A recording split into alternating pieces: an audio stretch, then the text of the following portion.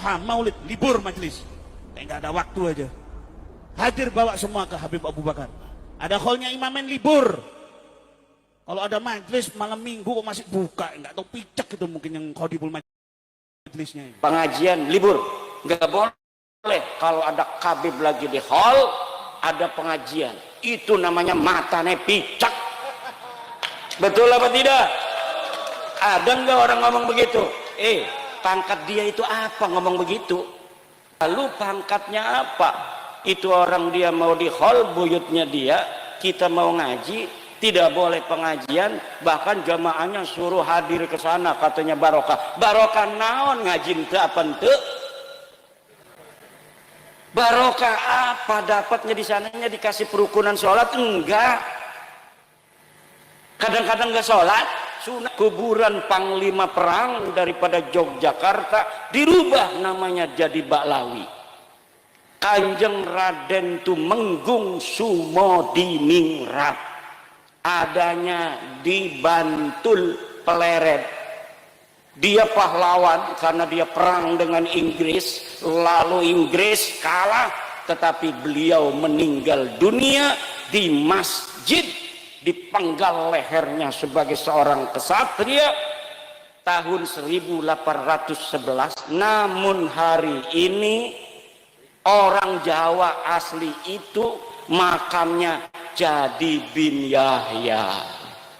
Kita sudah lama mendengar ada desas-desus tentang adanya proyek besar kaum Habib yang mencari makam-makam tua yang tidak terawat, kemudian makam tersebut mereka jadikan sebagai makam leluhur mereka dengan memanfaatkan Lutfi bin Yahya, orang yang dianggap oleh sebagian orang sebagai wali kasyaf, untuk memverifikasi kebenarannya. Ini bukanlah sebuah isu sampah atau fitnah belaka, dan fakta yang benar-benar sudah terjadi dan tidak bisa dibantah adalah penemuan makam yang ada di Semarang, yang diklaim oleh mereka sebagai makam KRT Sumodiningrat, dan diklaim pula bahwa Sumodiningrat adalah Habib Hasan bin Toha bin Yahya. Ini adalah yang paling heboh dibicarakan, karena yang diklaim adalah seorang panglima perang Mataram Islam berdarah Majapahit, sosok asli pribumi Nusantara yang dibaalawikan oleh mereka.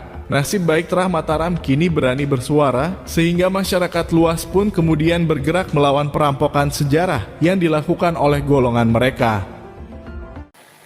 Bu, kira-kira dolim gak tuh orang yang ganti-ganti tuh? Bu, dolim gak? Jawab, jahat apa tidak? Jahat apa tidak? Gak ada yang enak ngajinya kalau jadi imam. Kemudian dia merasa lebih mulia daripada kiai-kiai kampung. Katanya, satu Habib yang bodoh, walaupun suka maksiat, walaupun suka berzina, dia lebih mulia dari kiai 70 kiai. Kenapa kaki Habib yang nakal? Kenapa kaki Habib yang narkoba, yang maksiat, yang nakal, yang kotor dibandingkan kepala kiai yang pakai sorban masih lebih mulia? Kenapa kaki Habib yang maksiat tersebut? Sekarang ini Nabi dan keluarganya, ulama itu pengawalnya. Karena itu kau ngikuti pengawal, itu mereka mengawal keluarga Nabi. Itu ngikuti Al-Quran tapi nggak ngikuti habaib, keluarga Nabi SAW, Ahlul Bait Nabi. Ente juga sesat. Hati-hati. Kalau sudah mulai ada buhut, berarti kamu sudah meninggalkan satu daripada takolen, dan kamu akan sesat, pasti akan sesat. Na'udzubillah. Aradnya sifatnya hilang, syai'unnya masih ada. Itu lebih mulia dat, betul. Tapi kamu bukan cucu Nabi. Masalahnya itu, kamu cuma ngaku-ngaku cucu Nabi. Kamu tidak mulia. Dalam darahku, dalam tubuhku mengalir darah Rasulullah. Tidak ada. Kamu sudah dijajal darahnya, diperiksa. Darahnya udah diperiksa di laboratorium family 3DNA. Darah kamu darah G. Yordan itu keturunan dari Raja Yordan, keturunan Raja Abdullah, itu J misalnya. J1 ya. Tapi menarik, J itu juga Saudi Arabia juga J.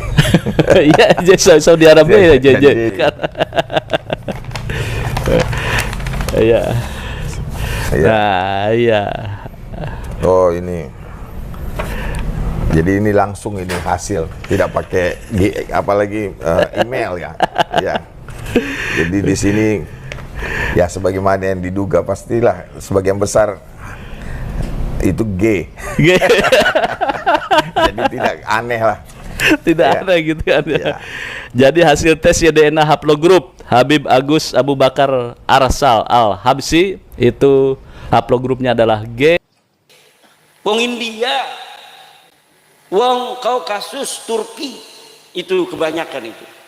Bukan orang Arab. Cucu Nabi itu harus orang Arab. Darahnya cucu Nabi itu yang asli adalah darah Arab karena Nabi orang Arab. Kalau Arab, kalau keturunan garis laki-laki lurus harus J1.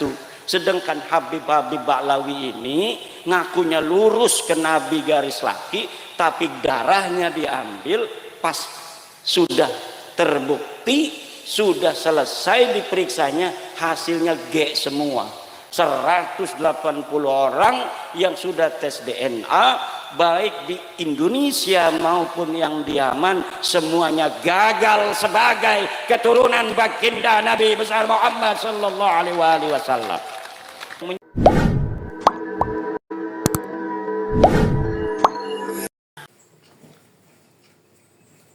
Assalamualaikum warahmatullahi wabarakatuh. Bismillah, alhamdulillah, Allahumma salli wa sallim wa barik ala Sayyidina Muhammadin wa ala alihi wa ashabi ajma'in. Nama ba'du, saudaraku pemirsa sebangsa setanah air yang dimuliakan Allah, yang semoga senantiasa dalam lindungan Allah, dimudahkan segala urusannya, disembuhkan siapa yang sakit di antara kita semua. Saudaraku pemirsa dimanapun Anda berada, di video kali ini Kiai Haji Madun Usman Al-Bantani benar-benar menelanjangi Habib Ba'lawi yang selama ini begitu arogan, begitu mementingkan dirinya sendiri, begitu egois, ya, begitu ingin hanya majelisnya yang dihadiri dan menghujat siapapun yang menghadiri majelis para kiai, dan ketika majelis itu berbarengan dengan majelis para Habib Ba'lawi ini, ya, dan semua klaim-klaim yang dilakukan oleh Habib Ba'lawi di sini dibongkar secara total, dibongkar secara seksama oleh Kiai Haji Madun Usman Al-Bantani. Dan tidak hanya ngawur apa yang disampaikan Kiai Haji Madun Usman Al-Bantani, semuanya terbukti dengan data-data ilmiah dan tidak hanya doktrin dan klaim-klaim semata seperti yang dilakukan oleh para Habib Ba'lawi. Ini mari kita simak videonya sampai selesai agar kita tidak mudah gagal paham, ya, agar kita paham dengan jelas, ya. Dan mari kita simak bagaimana para pembela-pembela Ba'lawi dalam membela nasab Ba'lawi ini sampai saat ini, sampai detik ini belum menyampaikan kajian-kajian ilmiah, hanya mengoreksi dan mencari celah kesalahan dari para kiai-kiai yang mendukung kajian Kiai Haji Madun Usman Al-Bantani, dan terutama mencari kesalahan dari Kiai Haji Madun Usman Al-Bantani. Padahal setiap manusia tidak lepas dari kesalahan dan kekhilafan, ya. Namun ini selama ini para pendukung para Habib Ba'lawi hanya mencari kesalahan dan kekurangan dari Kiai Haji Madun Usman Al-Bantani dan para pendukungnya. Namun tidak mau dalam membela hak nasab Ba'lawi, bagaimana menjelaskan tentang DNA yang G itu bagaimana, ya, dan semuanya tentang kitab-kitab kajian, kitab-kitab nasab dan lain sebagainya. Mari kita simak videonya sampai tuntas agar semakin paham. Oke, mari kita simak. Yang menyebut nama raja Pajajaran terakhir, namanya Prasasti Batu Tulis. Kalingga di Batang Pekalongan ada prasastinya yang menyebut namanya. Keraton Surakarta, Keraton Kasunanan, Keraton Yogyakarta, nggak ada bukti sejaman pun masih wujud peninggalan arkeologisnya, budayanya, dan orang-orangnya masih bisa kita lihat. Apalagi semua apa yang ada di Keraton Jogja, Kasunanan, Pakualaman, Surakarta, Hadiningrat, semuanya dicatat semua. Nasab yang mau masuk nyangkok ke Yogyakarta ndak bisa karena ada kekancingannya. Begitu juga ada Balawi mau masuk menjadi cucu daripada Hamengkubuwono II, ndak bisa. Ada yang ngaku Balawi cucunya Hamengkubuwono, katanya punya istri anaknya Hamengkubuwono, punya mertua Hamengkubuwono dan lain sebagainya. Kemudian kuburannya, kuburan panglima perang daripada Yogyakarta dirubah namanya jadi Baklawi. Kanjeng Raden Tumenggung Sumodiningrat adanya di Bantul Pleret. Dia pahlawan karena dia perang dengan Inggris, lalu Inggris kalah, tetapi beliau meninggal dunia di masjid, dipenggal lehernya sebagai seorang kesatria tahun 1811. Namun hari ini orang Jawa asli itu makamnya jadi bin Yahya. Bu, kira-kira dolim gak tuh orang yang ganti-ganti tuh? Bu, dolim gak? Jawab, jahat apa tidak? Jahat apa tidak? Kalau jahat, kenapa nggak didiamkan? Dulu nggak ada yang berani, bahkan yang bangun aja itu Pemkot, pemerintah kota Semarang yang ikut membiayai. Bahkan yang sekarang pengurus PWI banyak yang dulunya ikut-ikut bikin makam-makam palsu. Mana tuh kemarin tuh? Kiai saya Kibin Tobat ya. Dulu saya yang nancepin itu salah satu makam misalnya saya yang nancepin. Duraka kalau enggak masuk PWI itu. Kalau masuk PWI duraka-duraka masa lalunya itu diobati oleh pahala-pahala memperjuangkan untuk saudaranya terbebas dari penjajahan spiritual dan perbudakan. Bu, orang ngaku nabi zaman dulu banyak pemalsu nabi. Musailamah Al-Kadzab ngaku nabi palsu. Pengaku cucu palsu sampai 200 tahun itu di Mesir. Ada orang namanya Maimun Al-Qaddah, dia ngaku cucu nabi, kemudian diberantas setelah 200 tahun. Dia jadi aku sebagai cucu Nabi itu karena orang jadi segan yang nggak benar keluarga besar dia dan keturunannya. Ada yang minuman, ada yang memperkosa, ada yang sodomi. Kemudian Allah utus di zaman itu seorang yang bernama Salahuddin Al-Ayyubi.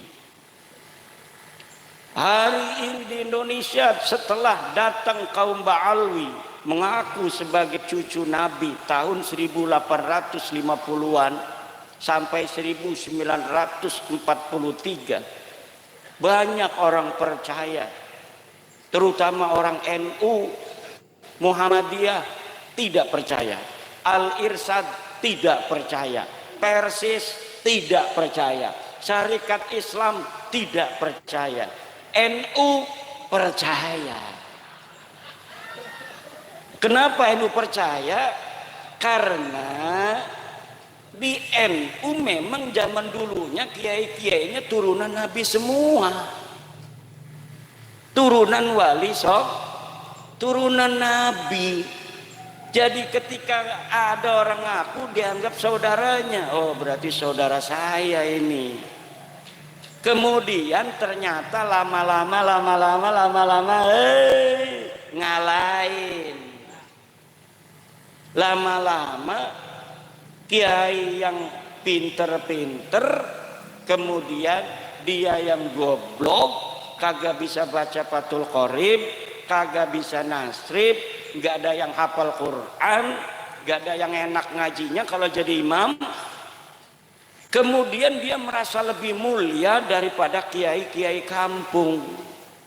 Katanya satu Habib yang bodoh, walaupun suka maksiat, walaupun suka berzina, dia lebih mulia dari kiai 70 kiai. Na'udzubillah. Saya masih lihat dari Tulungagung seorang Ba'lawi itu kemarin di YouTube. Dia bawa-bawa Ibnu Hajar. Kata dia, itu pendapat pribadi Ibnu Hajar, bahwa Ibnu Hajar mengatakan satu Ba'lawi yang bodoh itu lebih baik daripada 70 ulama. Karena apa? Karena kemuliaan Ba'lawi adalah zatnya, sedangkan kemuliaan ulama adalah aradnya, sifatnya. Zat dan sifat lebih mulia mana? Lebih mulia zat, betul. Zat dan sifat lebih mulia zat, karena zat la yataghayyar wala yartafi'u an syai'in. Zat kalau zatnya hilang ya syai'unnya itu tidak ada. Tetapi kalau arad, syai'un itu zat, aradnya sifatnya hilang, syai'unnya masih ada. Itu lebih mulia zat, betul. Tapi kamu bukan cucu Nabi. Masalahnya itu, kamu cuma ngaku-ngaku cucu Nabi.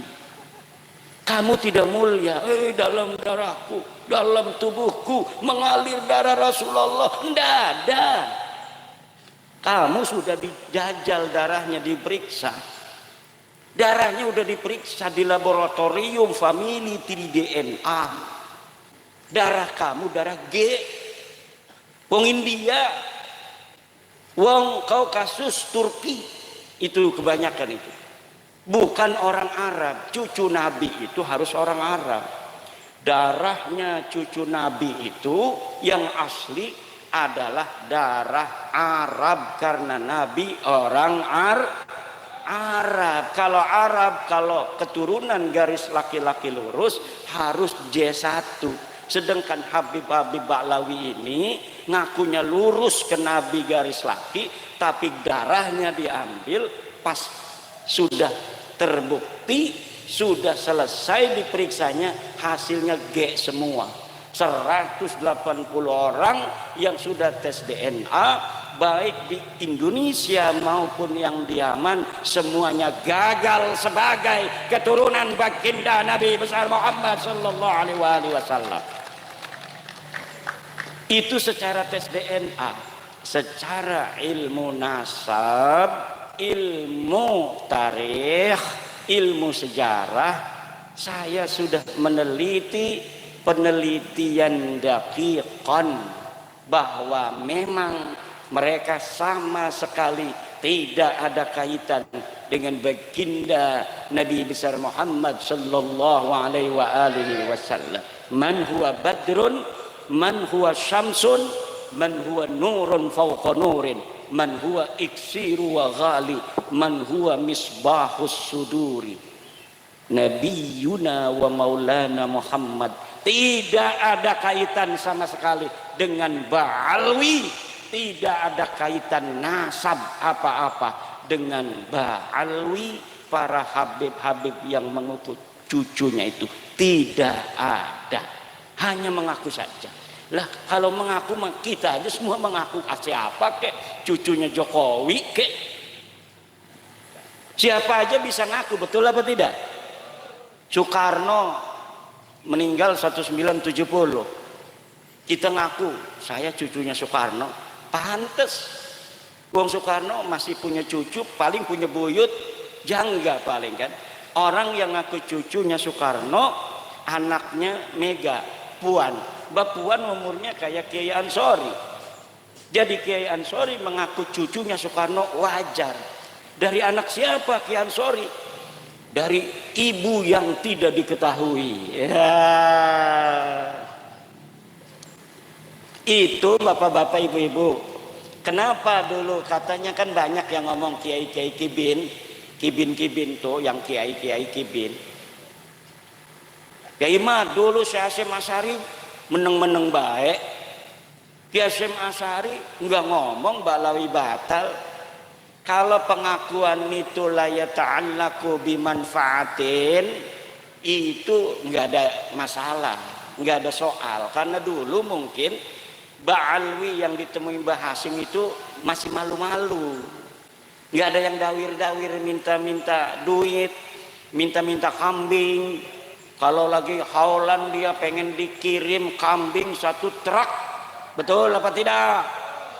Tadi tuh saya sebelum datang ke sini ada mantan kibin ngomong, kalau biasanya kalau haulan itu di sana itu bawanya dari sini 1 truk kambing, dapat nyari-nyari katanya. Panitianya dia dibawa ke sana tuh. Itu mantan kibin tuh. Kadang-kadang untuk masjid sendiri susah, betul? Kadang-kadang kiai kita yang sejak kita dalam kandungan sudah mendoakan kita, ketika kita 4 bulan kita panggil kiai, doain kiai. Betul apa tidak? Di sini ada enggak 4 bulanan? 4 bulanan hamil istri kita panggil kiai, suruh ngedoain anak kita yang ada dalam perut. Kemudian ketika 7 bulan kita manggil kiai lagi, suruh ngedoa lagi, diamplopin paling 5.000 10.000. Kemudian ketika lahir manggil lagi kiai lagi, namanya nyuguh tamu, doa lagi. Nanti dapat 7 hari manggil lagi, suruh nyukur rambut, doa lagi kiai itu. Kemudian sunatan manggil kiai lagi. Pas besar dia dikasih rizki sama Allah, duitnya miliaran, ngasih alfatnya ke Habib. Kibin otaknya ngendi sih aku kibin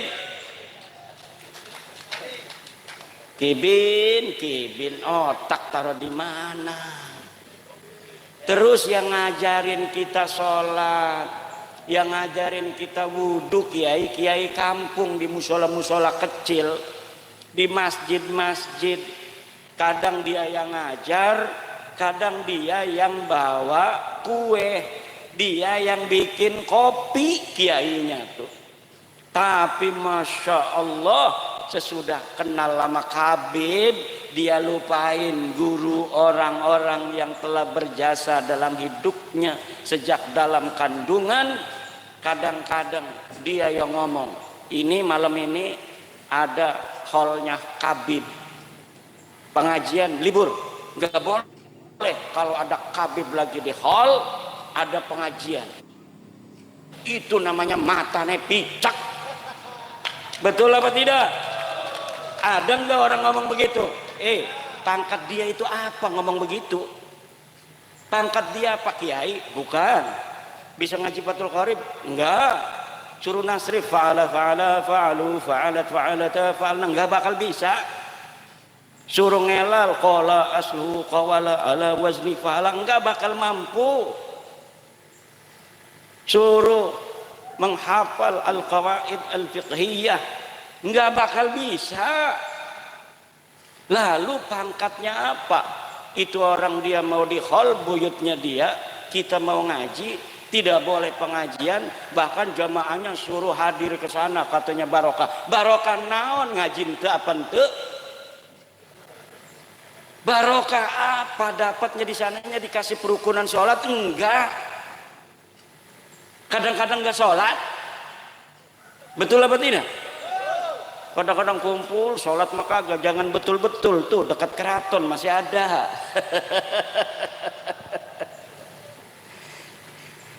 Bahkan kota kita banyak yang dipakai-pakai. Allah, haul Gresik, haul Solo, haul Malang. Lah emang pangkatnya apa dia? Coba yang di haul itu lihat sejarahnya waktu hidupnya. Ada enggak di kitab-kitab Mbah Hasim yang semasa dengan dia disebutkan? Enggak ada.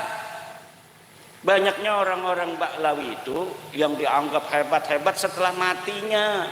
Udah 20 tahun mati baru dicatat itu. Kehebatannya semuanya enggak ada bisa dibuktikan oleh orang yang sezaman. Hafal hadis katanya 1 juta hadis, mana buktinya? Lu nggak ada, orangnya udah mati. Mungkin ada nggak kalau dia pakar hadis? Kitabnya mungkin, sanadnya dari siapa? Pernah nggak dia ketemu dengan musnidud dunya? Dari siapa saja dia mendapatkan riwayat hadis? Gurunya berapa ratus? Seorang pakar hadis ya gurunya harus ratusan. Nggak ada. Hanya di tulisan-tulisan sekarang di internet ditinggi-tinggikan, pada masa hidupnya bukan siapa-siapa. Makanya saya katakan satu Syekh Nawawi Tenara lebih mulia dari seluruh Ba'lawi yang hidup maupun yang sudah mati. Satu kiai Indonesia Syekh Nawawi Tenara lebih mulia dari seluruh habib di dunia, baik yang masih hidup maupun yang sudah wafat.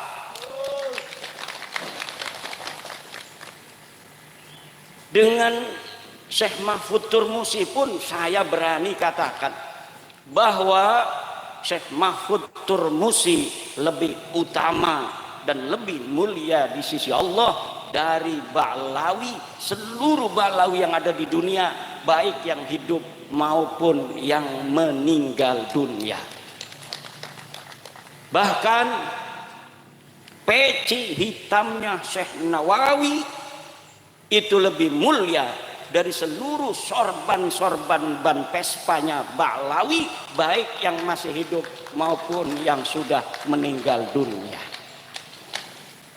Sarungnya Syekh Nawawi Tenara, sarung yang murah itu, yang linting, lebih mulia dan lebih utama dari seluruh jubah sorban-sorbannya dan lapisan-lapisannya dari para kabib Ba'lawi itu.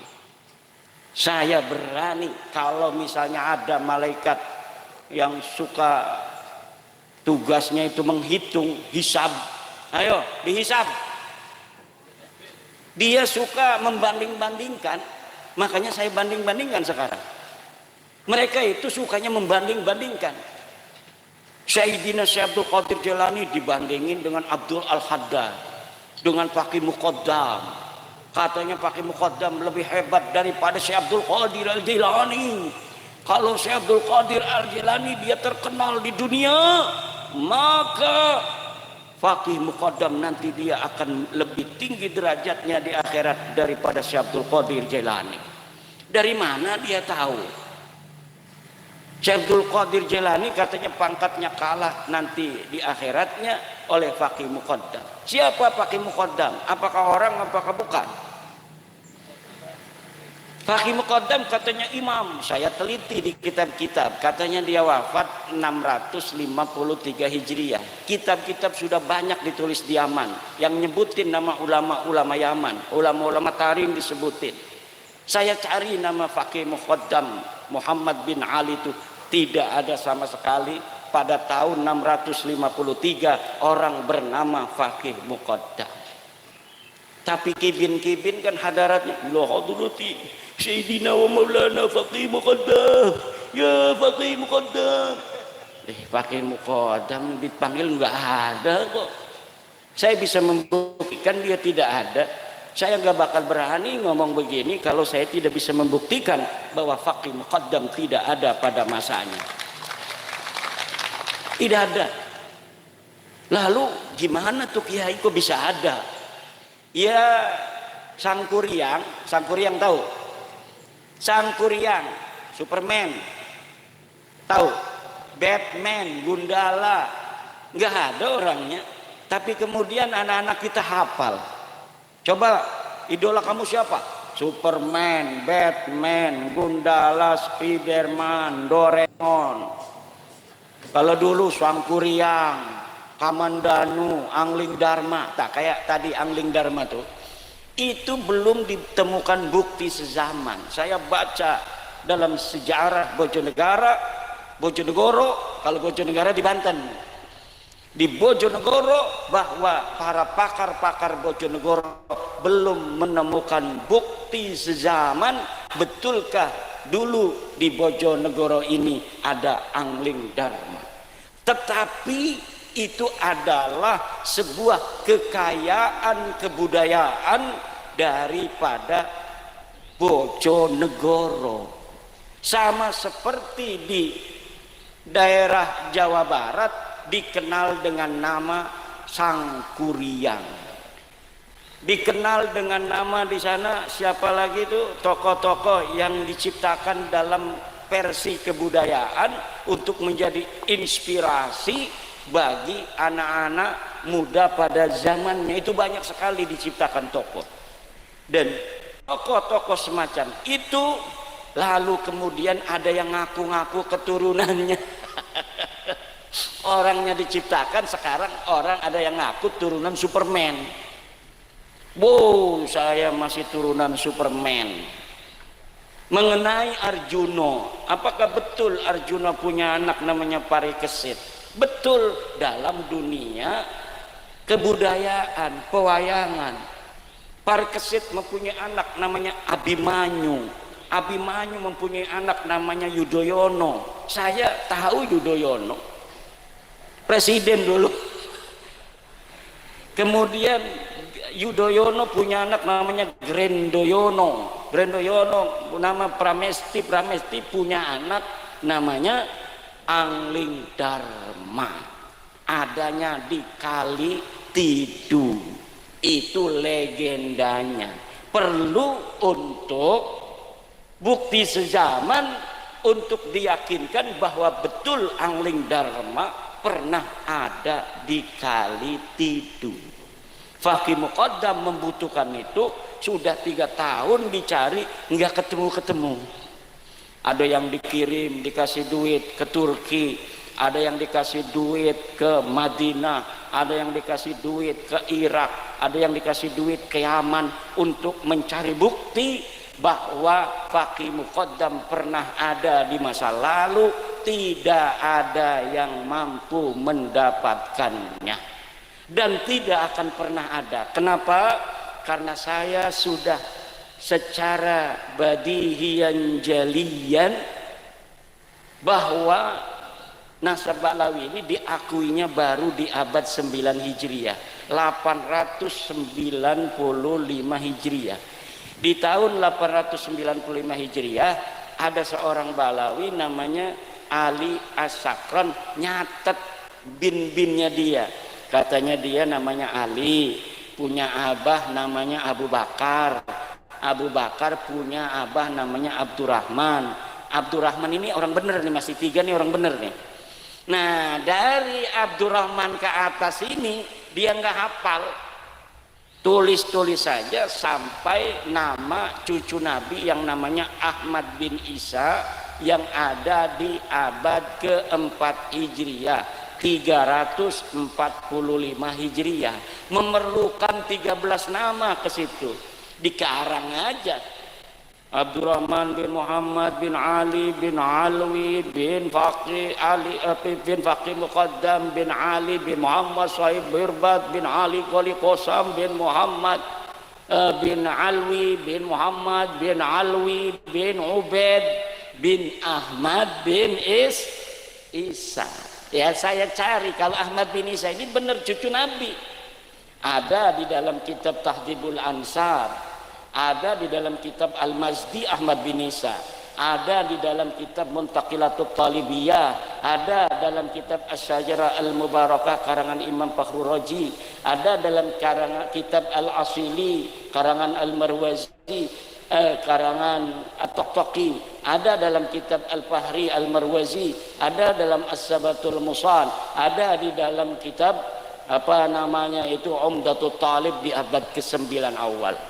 Ahmad bin Isa sahih sebagai cucu Nabi, anak-anaknya 3. Ditulis dalam kitab-kitab itu mulai abad ke-5 Hijriah ditulis. Anaknya itu 1 Muhammad, 2 Ali, 3 Husain. Tidak ada anak bernama Ubaid. Leluhurnya Kabib ini namanya katanya Ubaid. Katanya anak Ahmad bin Isa cucu Nabi. Dilihat di dalam kitab-kitab masa lalu yang hari ini masih ada dicetak. Karena kitab masa lalu itu punya Imam Syafi'i itu tahun 150 Hijriah Imam Syafi'i lahir, beliau wafat 205 Hijriah, kitabnya masih ada sampai hari ini. Begitu pula kitab-kitab nasab, banyak kitab nasab itu yang saya ambil hanya beberapa, paling 30 yang saya sebut di dalam kitab. Kenapa? Karena itu yang menyebut Ahmad bin Isa. Yang lain itu keluarga lain, jadi nggak perlu untuk saya sebutkan. Kalau disebutin semua 200 kitab nasab dan sejarah bapak-bapak dan ibu-ibu, yang semuanya memperkuat dan membatalkan nasab Habib sebagai keturunan Nabi. Lalu mereka marah-marah sama saya, nggak mau nerima. Ini fitnah, hasud, iri, dengki, punya kebencian pada turunan Nabi. Kebencian turunan Nabi siapa? Saya turunan Nabi. Mana buktinya? Nggak perlu bukti, husnudon aja. Nggak mau husnudon mah. Nanti kamu minta uang sama saya. Kalau kita husnudon dimintain duit. Tapi kalau sudah kelihatan dia pakai kaos PWI nggak berani. Jadi orang-orang yang paling merdeka sekarang di Indonesia ini orang yang pakai kaos PWI. Nggak bakal itu.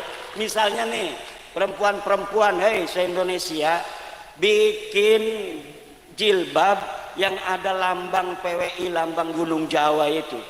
Insya Allah selamat daripada kezaliman Ba'lawi.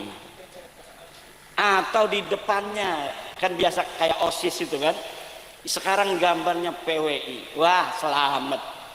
Mau kan sekarang tuh di Jepara ada kayak apa ya, kayak mania 31 anak perempuan diperkosa sama Syafiq Al-Habsyi. Habib 31 anak perempuan diperkosa baru tahun 2025 ini, masih beberapa hari yang lalu. Tapi sudah saya masukkan dalam kitab saya, dan kitab saya sudah dicetak kitab baru, judulnya Minhajun Nasabin fi Ibtali Nasabi Ba'lawi Al-Multasik Lil Alawiyyin. Itu bisa di-download juga, gratis download kitab saya itu. Kalau orang ngarang kitab itu nggak mau ditaruh di internet, kenapa? Nggak dapat untung. Kalau saya setiap ngarang kitab, terutama kitab nasab ini, hari itu saya tabyin, hari itu saya share gratis. Begitu. Untuk apa? Karena tujuan saya ngarang bukan cari duit. Alhamdulillah Allah sudah kasih saya rizki. Tapi untuk memberi pencerahan kepada saudara-saudara saya. Kenapa? Karena saya mantan kibin juga. Kibin semua ini, banyaknya kibin semua. Pengurus PWI ini banyaknya kibin-kibin. Pekalongan, tanya kenal saya enggak? Saya dulu kalau ngobrol di rumahnya itu ya di atas, yang ada neng nong neng nong neng nong neng nong, originnya itu. Sekarang alhamdulillah bebas merdeka.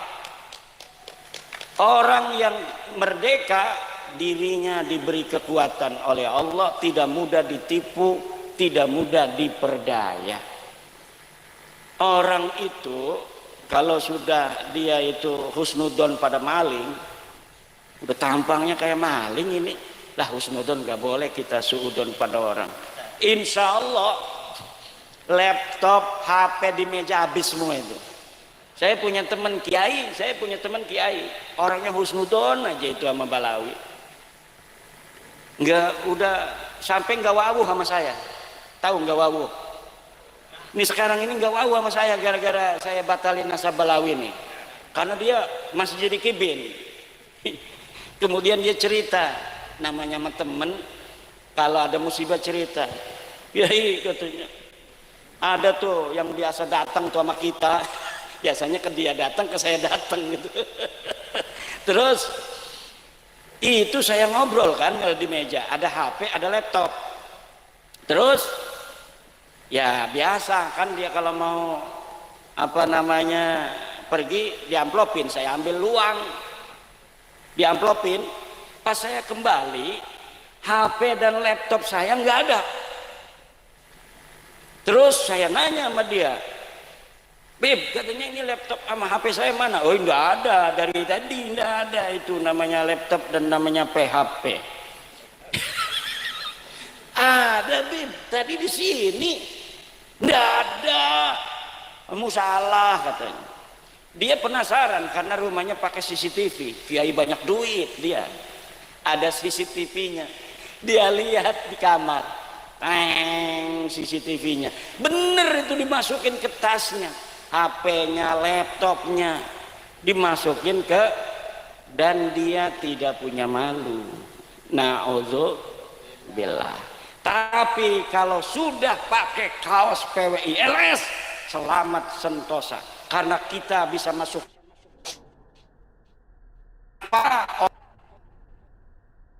ada amar ma'ruf nahi mungkar awamirillah wajtinabu nawahihi, masuk surga.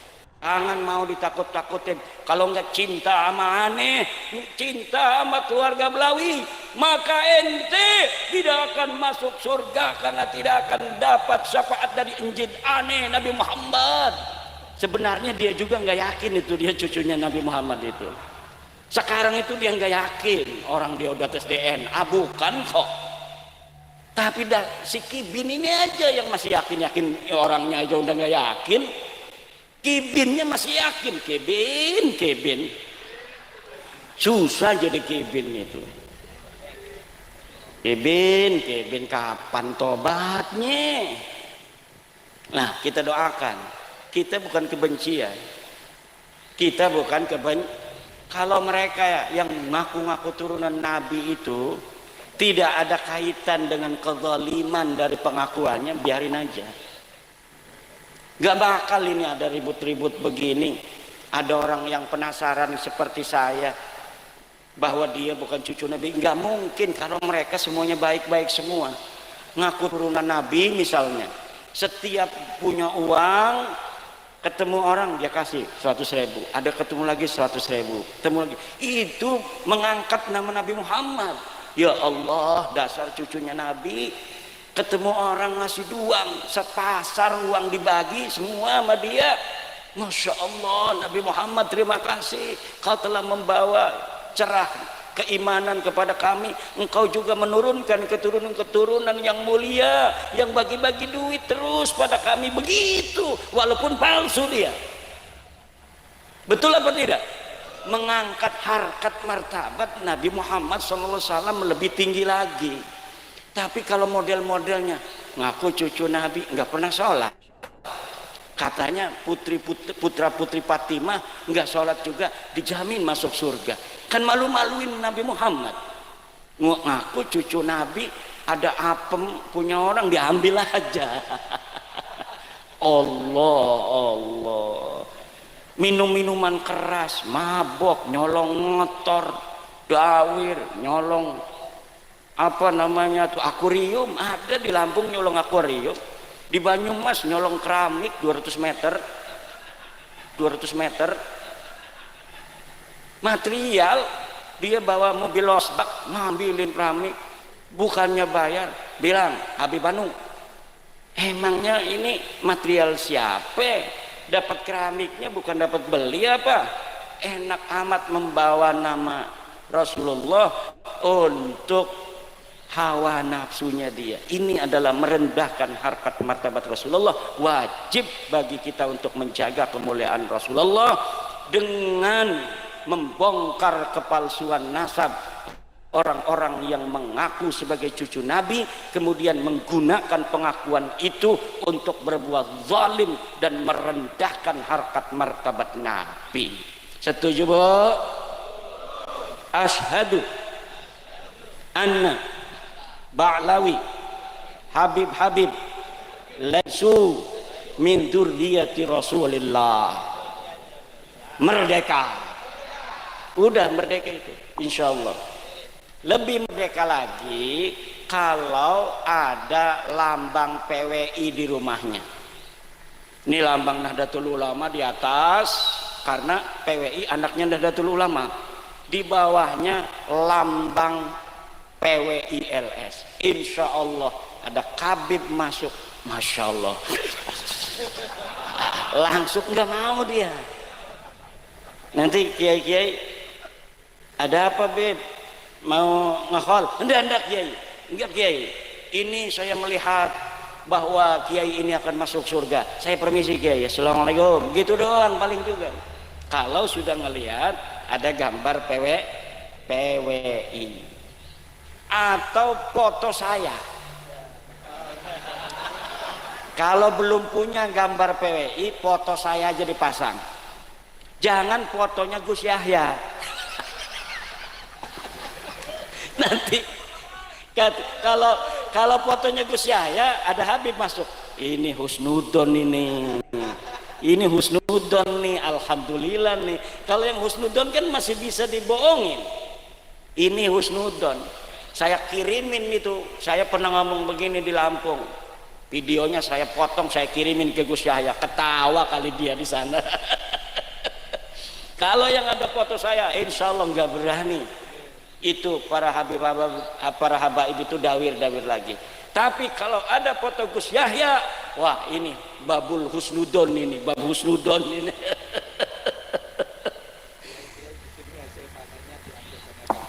Tuh ada katanya kiai-kiai hasil panennya diangkut Habib katanya.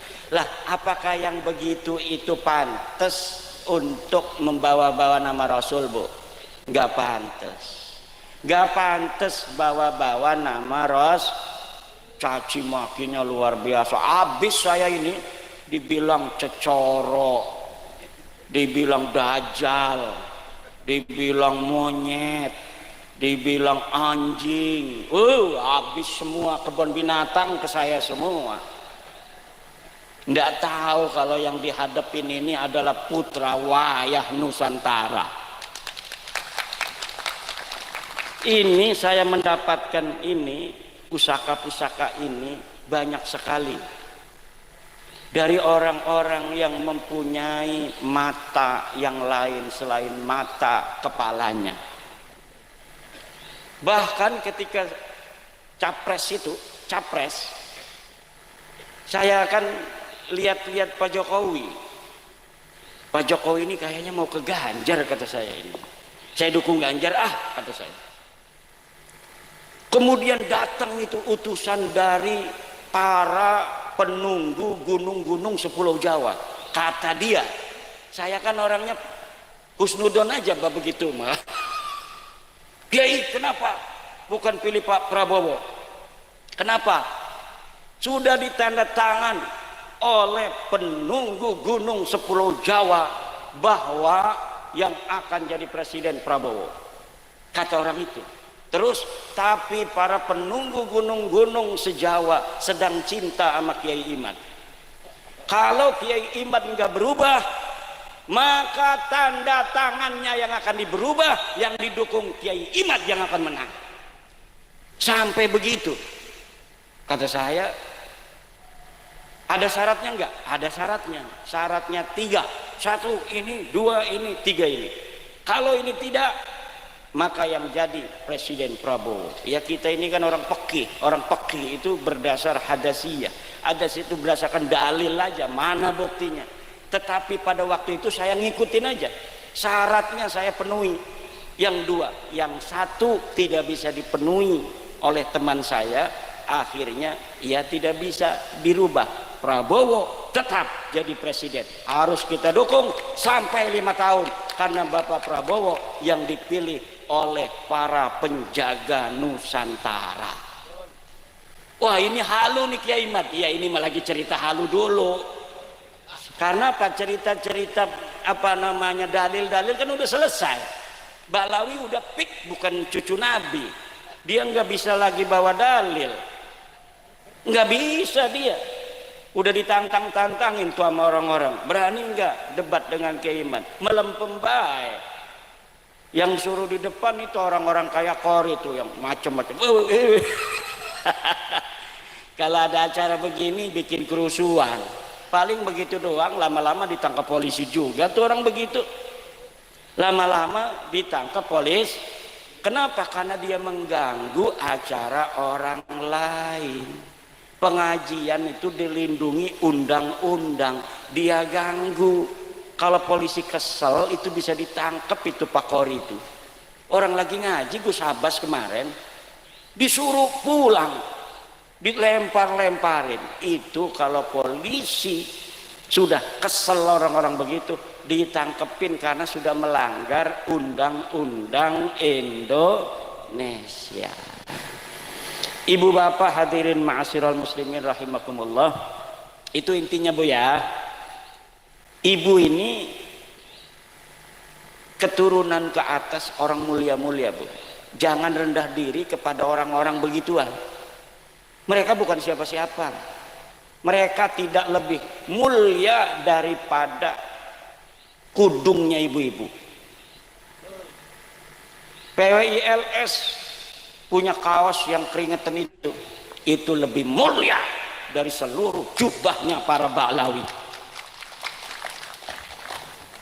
Lebih mulia orang-orang Nusantara, orangnya jujur, sopan santun, nggak enakan sama orang. Orang-orang begitu itu berpahala. Kiai tadi, Kiai itu, Kiai Ibrahim nih, biasanya kalau bukan acara begini, mimpin tahlilnya panjang. Saya tahu kenapa Kiai kita itu begitu nggak enakan. Ah, ini lagi acaranya banyakan orang, udahlah, yang cepat aja supaya kebagian waktunya. Supaya nih dari Banten tamu kita ngomongnya banyak. Saya berharap baca zikirnya banyak supaya saya ngomongnya sebentar. Ternyata ma'rifatullah.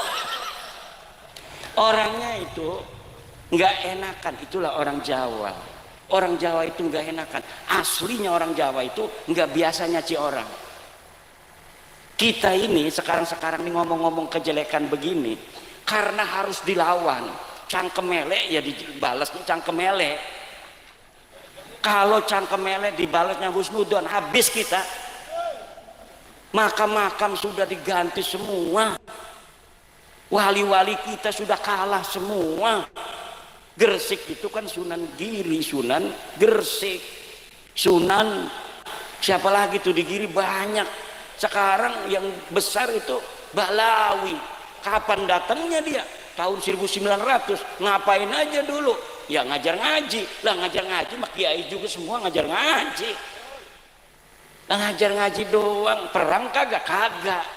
Mati di medan perang kagak? Kagak. Lalu hebatnya apa?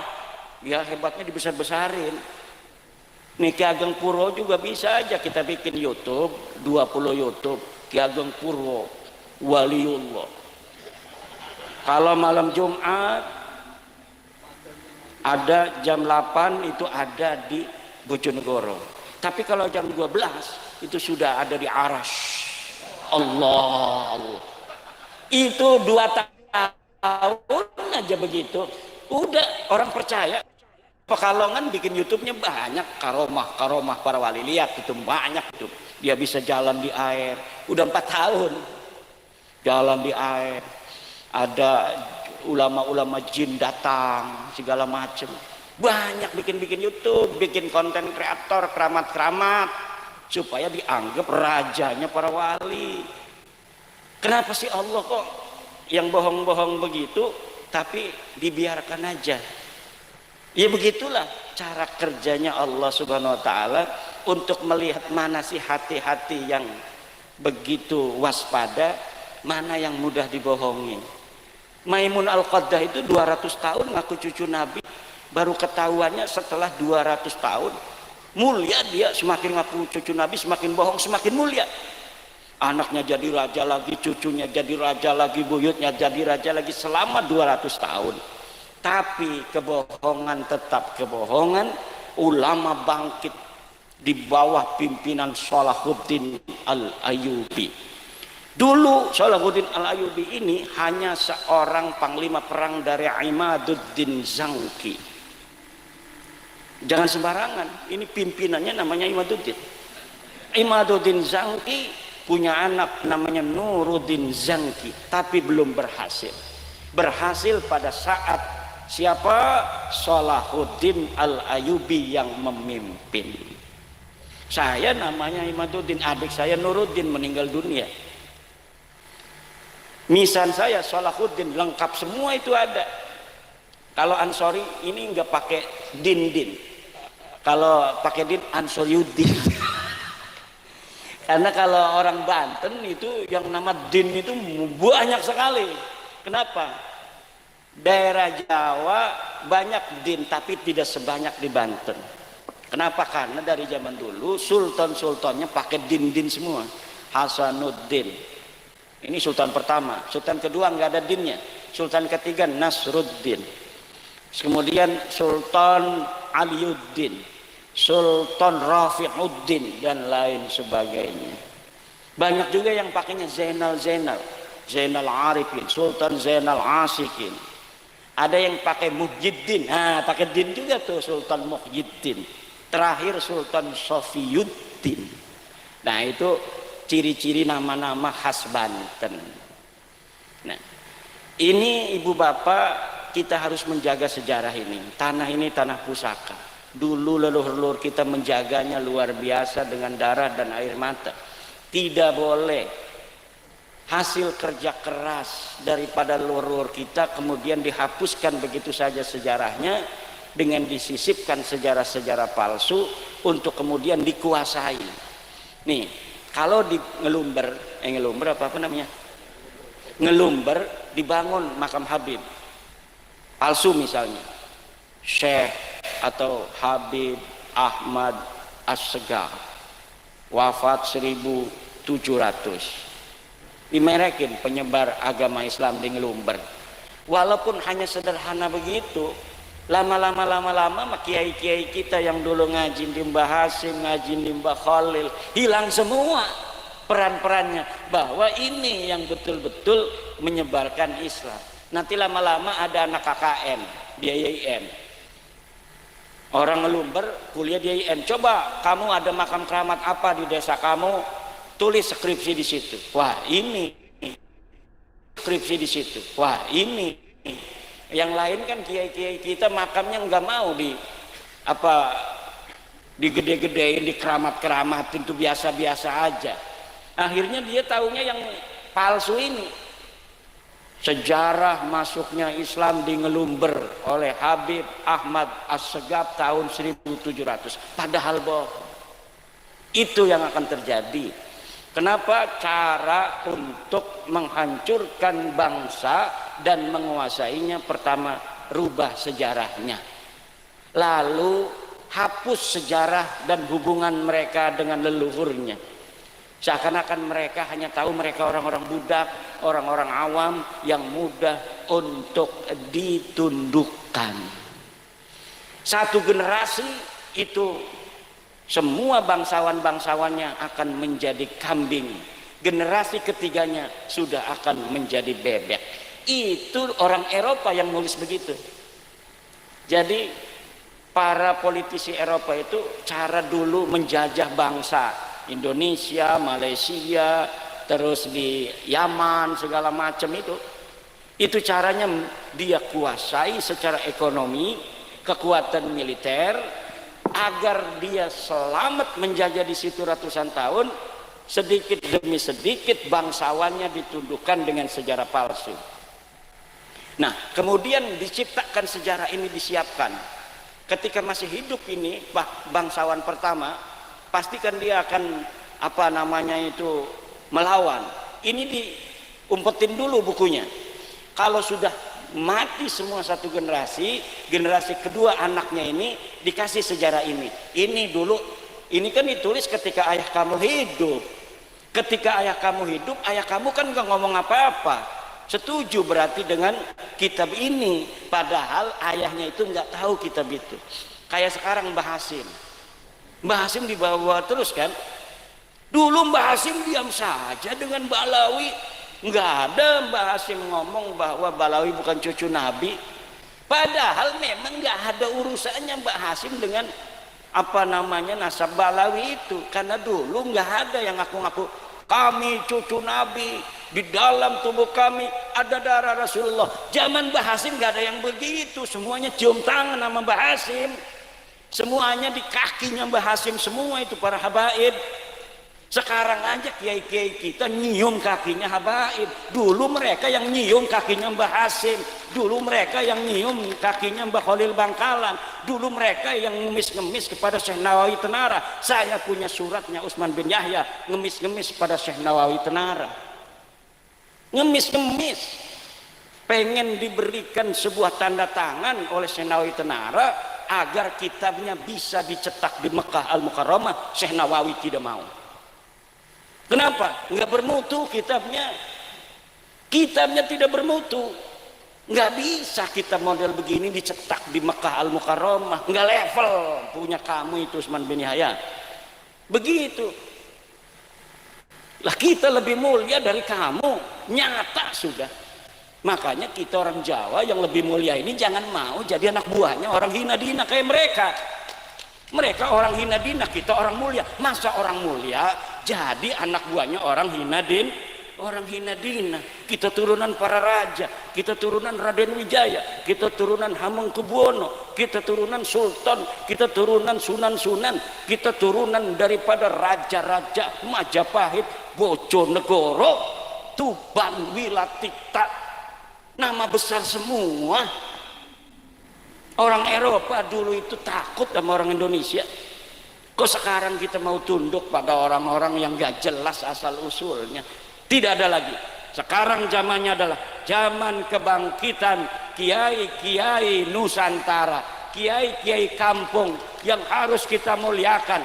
Mereka lah yang mengajar kita Al-Quran, mereka yang ngajar kita cara ngaji, mereka yang ngajar kita bagaimana ibadah, mereka yang ngajar kita bagaimana wudhu, mereka lah yang mengajari kita tentang kehidupan.